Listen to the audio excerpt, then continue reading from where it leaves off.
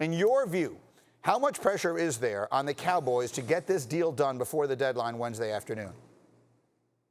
Well, I don't think there's much pressure at all at this particular moment in time, considering the fact that it's now been revealed that it's really not about numbers, it's about years. The Dallas Cowboys are insistent upon 5 years, and Dak Prescott doesn't want to go any more than 4. So Dak Prescott, who played for about $2.1 million last year, comes on the field this year making over $31 million.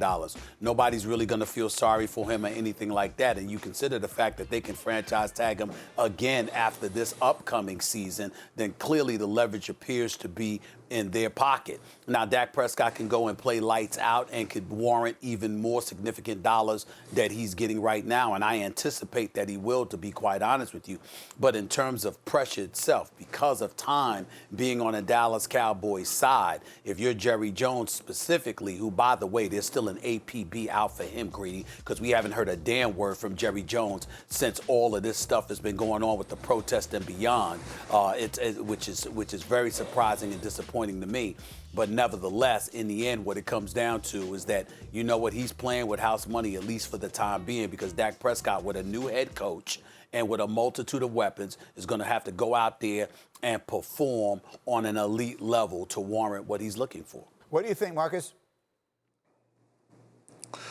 Dak Prescott is in the position to leverage, to me, now. I mean, you think about all of the conversations that we had about he needs $100 million guaranteed to sign. All of that stuff has been talked about ad nauseum.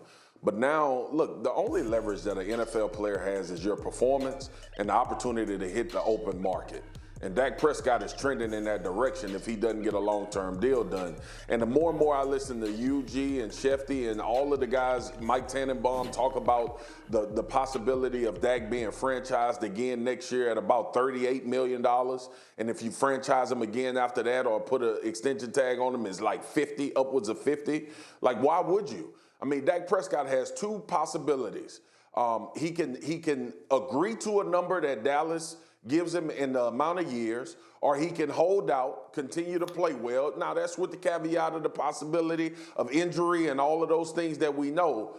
But holding out and hitting the free market is really what you want to do as a football player. And he's trending in that direction. Which almost never happens. Go ahead, Stephen A. Well, see, here's the problem. First of all, I mean, I should have just qualified. See, I thought it was just going to be me and you talking. I didn't know we going to have a former Dallas Cowboy on in this subject. Otherwise, I would have raised up, because you know what, this dude, Marcus Spears, is going to huff and puff, and he's going to huff and puff, and he's going to be doing first take with me for 2 hours this morning. I just want to warn America, he about to get beat down, as big as he is, even though he looks like he can eat me. The bottom line is he's going to get beat down. He's going to get beat down. It's coming. Because, see, here's the problem, Greeny. How you going to sit up there with a straight face, knowing the NFL rules, knowing how he could be franchised 2-3 years in a row on 1-year deals or what have you? He fresh off of missing the playoffs. How you going to sit up there with a straight face and say he got leverage? Now, if you say you believe he going to perform, I got that. If you say you believe in Dak Prescott, I got that, because I believe in the brother. If you sit up there and say, you know something, this brother's going to play lights out, and as a result,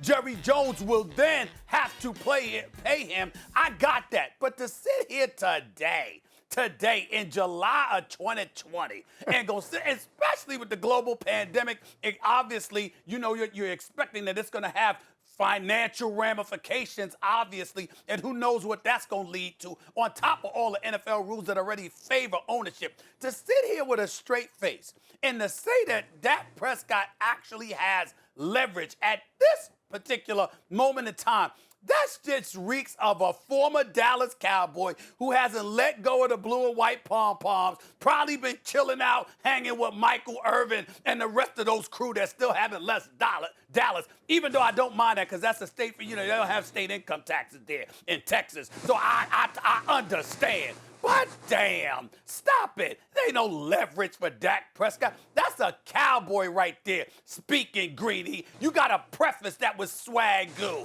The Dallas Cowboys swag-goo.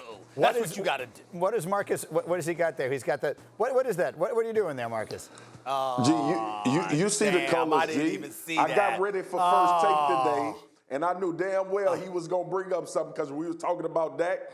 So I put on my blue and silver. just to make sure he remembered everything that he just said. But that has absolutely nothing to do with what we're talking about right now. And here, we're talking about leverage. Yes, it does. And Dak Prescott getting paid. So as much as I love the Dallas Cowboys, Dak Prescott is in a position to leverage because he can go to the free market pretty soon if Dallas keep playing. I promise you. He's saying it with his neck, Greeny, not his chest. He's saying it with his neck, not his chest, okay? Because he knows better. He don't have no damn leverage. Stop it. Thanks for watching ESPN on YouTube. For live streaming, sports, and premium content, subscribe to ESPN+.